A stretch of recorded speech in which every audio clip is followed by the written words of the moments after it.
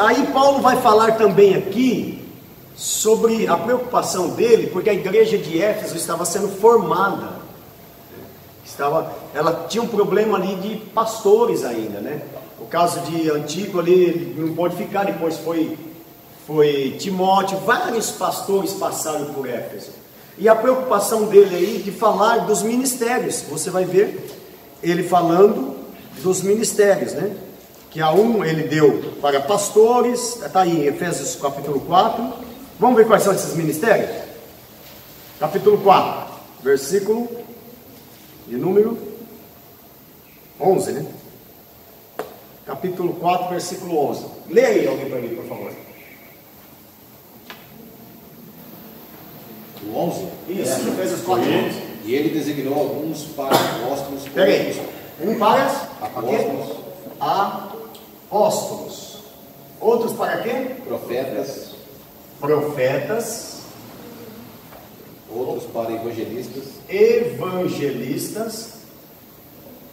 Outros para pastores e mestres na igreja. Qual a diferença de pastor e de mestre? Mestre é o que ensina. Mestre é o que ensina. E o pastor? Já diz, né? Que pastoreia. Então esses 5 ministérios, alguém tem que fazer uma comparação com os 5 dedos da mão, né? Porque a nossa mão tem 5 dedos. Há quem faça até uma comparação. Qual que é a função do apóstolo, irmãos? O apóstolo é aquele que segurava as rédeas, que segurava a doutrina, aquele que sustentava. O caso de Paulo, né? O que Paulo fazia? Paulo, ele é aquele que exortava, segurava, aquele que... Não, é assim, a doutrina é assim, a doutrina deve ser assim, quanto à circuncisão é assim, quanto a isso é assim, quanto ao sangue sufocado é assim. Então é aquele que sustentava. Por isso que na mão, o apóstolo, aqui, seria comparado aqui dele. Dedão, né? E por que o dedão? É o que dá firmeza. Se você segurar uma espada, por exemplo, sem o dedão você não segura uma espada. O pé também. Isso. É o que dá sustentação, né? Então, se você não tiver o dedão da mão, por isso que lembra, lá no Antigo Testamento, o que eles faziam quando eles capturavam o rei? Eles faziam o que com o rei? Cortavam o dedão da mão, cortava o dedão do pé e furava o olho direito. O dedão do pé porque ele não conseguia andar mais firme, da mão porque ele não conseguia mais segurar uma espada, e o olho direito porque é o olho da mira, ele não conseguia mais mirar então era o olho da mira. Então era cortado e a pessoa ficava inválida. Tanto é que eles pegavam esses reis depois e colocavam eles ali na beira da mesa deles. Eles não representavam nenhum perigo mais, tá? Então essa é a função do apóstolo, certo? E aonde entra então a do profeta aqui? Qual dedo? Indicador, né? Porque o profeta é o quê? Aquele que aponta, né? Que fala das coisas que vão acontecer, tá? Fala antes, né? Que exorta, que guia, que fortalece, que fala em nome de Deus, né? Que está falando em nome de Deus. É a função do quê? Do profeta. E do evangelista? Qual o dedo seguir? Vai que eu estou seguindo a ordem para te ajudar, hein? É o maior, porque é aquele que vai à frente. O evangelista é aquele que vai desbravando. Dos dedos não é o maior? É aquele que vai adiante. É o primeiro, que vai à frente, vai desbravando, vai abrindo caminho para o pastor vir depois. É o desbravador, é o que vai à frente, é o que então seria o evangelista, tá? Função de evangelista, irmãos, na igreja, que não desbrava, não abre um trabalho novo, não é evangelista. Não é evangelista. Concorda? É que nem função de missionário, que não faz missão, não é missionário, né? É ter o cargo, né? Mas não né?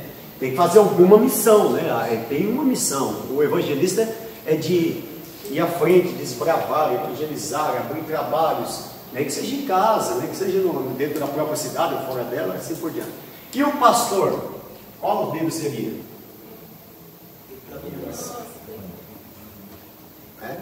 Que cuida da família, que cuida da igreja, que cuida do rebanho. É isso? Concorda? Pastor? Só sobrou um, né? Está muito grande esse dedo aqui, né? É o do... Por que esse dedinho aqui representa o mestre? O mestre é aquele que vai fundo, né? Que é aquele que vai extrair uma... Quando você vai limpar o ouvido, qual que você usa? Tampa de caneta. O senhor está vendo? Qual que você usa? Não é o dedinho? É o mestre? É ele? É aquele que vai fundo, então ele vai extrair. Será que eu fiz uma analogia certa? Mas fez, não é? Não tem como achar outro jeito para isso aí, mas tem que ser isso mesmo. Daquele que vai fundo, que vai. Você não vai pôr o dedão aqui na orelha. Não? Então, aí a pessoa fala, o mestre é aquele que você fala, nossa, da onde ele tirou tudo isso? Da onde ele extraiu, ele arrancou tudo isso? É o mestre, tá? Paulo, você vê, ele tinha muita função de mestre, né? De ensinador. Paulo era ensinador.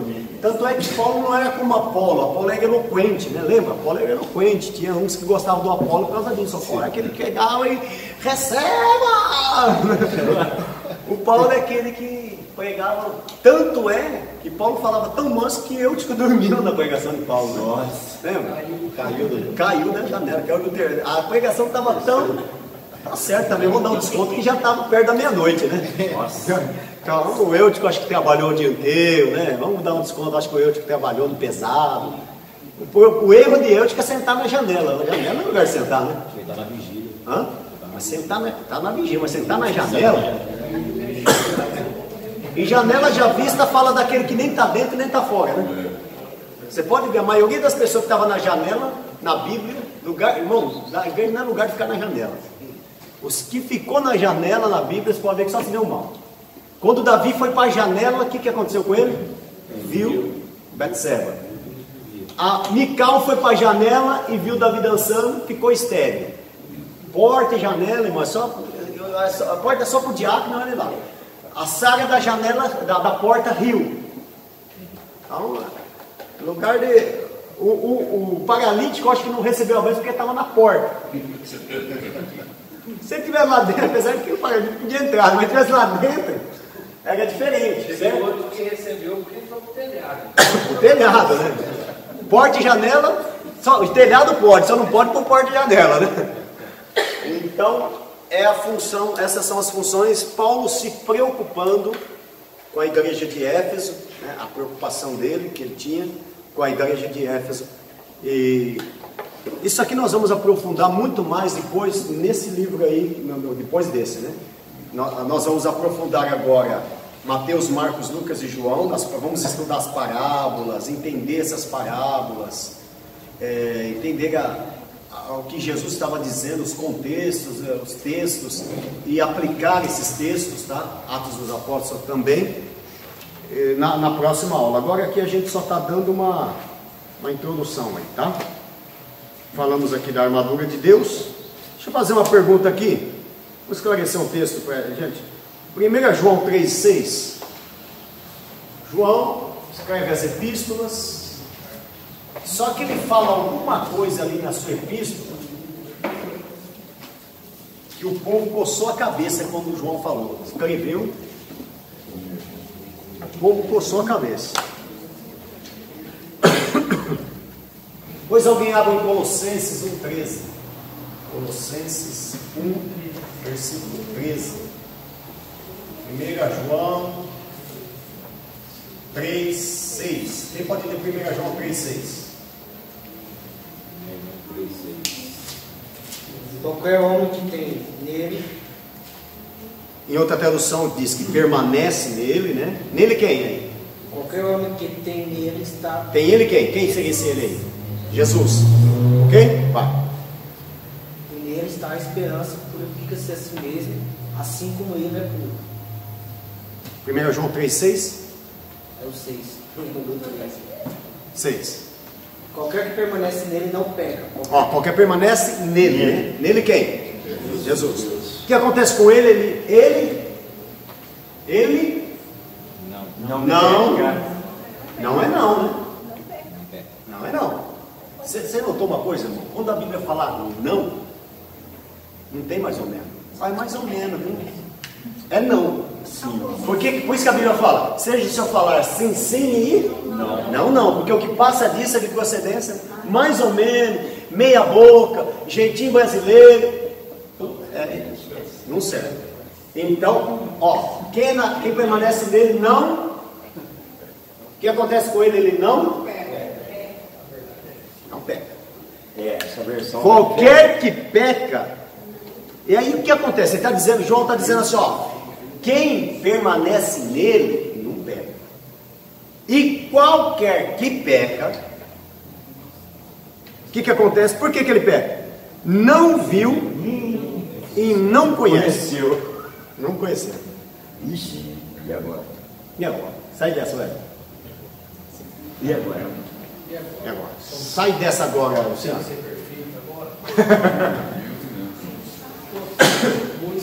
Vamos esclarecer, vamos resolver esse problema? Porque se a gente olhar isso aqui e falar, meu Deus, como é que eu vou ensinar isso para a igreja? Né?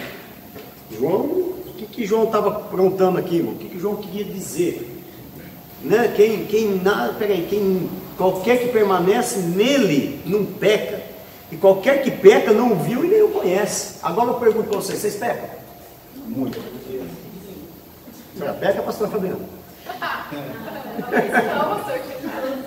Maia, você peca? Rose, você também peca? Eu não acredito que você faz isso. Falar que não peca, também não. Tá certo dizer você dizer que peca. Porque também o que a Bíblia vai dizer? Aquele que disser que não tem pecado é mentiroso. Maior pecado comete e é mentiroso. Então todo mundo peca. Agora João vem dizer assim, ó, quem permanece nele não peca. Se ele dissesse peca menos, né? Daria certo, daria. Agora ele diz não peca. Tá, então vamos lá, vamos entender isso aqui, porque alguém vai te perguntar um dia. Você tem que saber entender. Vamos lá. A palavra pecado, pecar, no grego, quer dizer o que? No grego significa pecar, significa errar o alvo. Quando eu peco, eu errei o alvo. Esse é o significado da palavra pecar no grego. Você pode falar assim, ó, eu errei o alvo, eu pequei. É a mesma coisa. Esse é o significado da palavra pecar. Mas ainda não resolve o nosso problema. Resolve? Não resolve. Tá? Na verdade, irmãos, o segredo está aqui, ó. Permanece.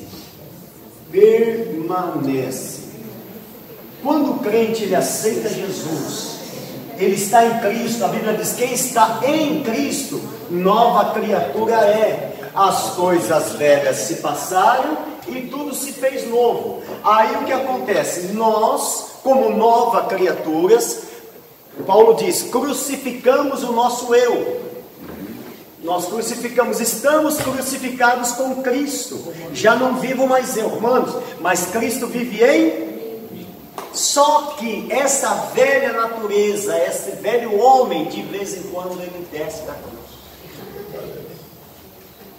Desce, não tem jeito, ele desce da cruz. Agora, então o pecado aqui, o problema do pecado é o seguinte: nós nascemos, nós temos a natureza do pecado dentro de nós. Nós somos pecadores, enquanto, Paulo diz, enquanto eu estiver nesse tabernáculo de carne, que é esse corpo, eu sou sujeito a pecar, Paulo disse. Agora, qual a diferença? O que João está querendo dizer com esse texto, esse é o contexto então? Ele está querendo dizer o seguinte: quem nasceu de novo, quem está em Cristo, ele peca. Sim, porque outros textos vão dizer que peca. Mas o pecado na vida dele já não é mais premeditado. O pecado já não é mais... eu não estou formulando esse pecado, eu venho dizendo como eu vou pecar, o que eu vou fazer para pecar. O pecado na vida dele é um acidente. Acontece como um acidente. Por quê? Vê Colossenses diz aí, capítulo 1, versículo 13. Quem pode ler? Ou seja, irmãos, o que quer dizer essa palavra que não peca? Isso significa que o pecado não domina mais a gente. Ele já não domina você, ele não faz o que quer de você. Agora você consegue controlar esse pecado. Lógico que tem hora que vai fugir do seu controle, mas daqui a pouco você põe ele nas rédeas de novo. Não é o pecado que controla você, é você que controla o pecado agora. Entendeu? Essa é a diferença. Quem pode ler Colossenses 1,13? Pois ele nos resgatou do domínio das trevas. Do domínio. Quem dominava a gente era as trevas. Ele nos resgatou. Nós estávamos dominados pelas trevas, pelo diabo. Ele nos tirou do domínio das trevas. As trevas não dominam mais a gente. Vai lá. E que fez o que com a gente? E nos transportou para o reino do seu para o filho reino amado. Do seu filho amado. Estávamos nas mãos do diabo, hoje estamos na mão de Deus. Então, ou seja, hoje o crente, irmãos, ele anda numa linha. Nós vivíamos nesta linha aqui, ó, do pecado. Hoje nós estamos em Cristo. Hoje nós andamos aqui. O pecado anda paralelo com a gente. Não está mais em nós, anda do lado. Então é lógico que qualquer vacilo que você der, o pecado pega você.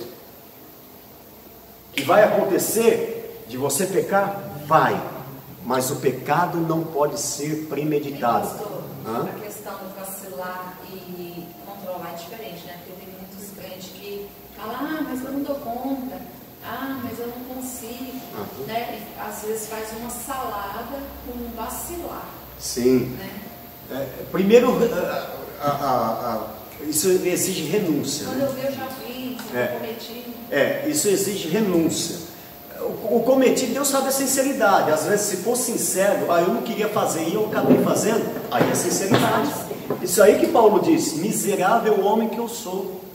O que eu não quero fazer, eu faço. E aquilo que eu quero fazer, isso eu não faço. Aquilo consumia Paulo. Isso quando nos consome, a gente peca e aquilo nos consome. Fala, eu não podia ter feito isso, eu errei. Agora vamos supor, é diferente de, por exemplo, irmãos, alguém te prejudicou, alguém te fez mal e você fica, eu vou pegar ele. O dia que eu encontrar ele na esquina, eu vou. Senão aquela pessoa assim, não tem problema, eu vou fazer, né? Deus me perdoa, tem pessoas que entram nesse sentido, né? Eu vou fazer Exatamente. Deus me perdoa depois. Deus me perdoa. Isso nunca foi regenerado, nunca foi transformado, né? Eu estava falando aqui, não, o dia que eu tiver a oportunidade eu pego ele, eu faço, é premeditado. Agora você está andando, é um caso que, não sei se é uma ilustração ou é verdade, não sei te dizer se isso é uma ilustração ou é verdade, mas é um caso assim. O rapaz levantava todo dia de manhã e ia trabalhar. E uma pessoa começou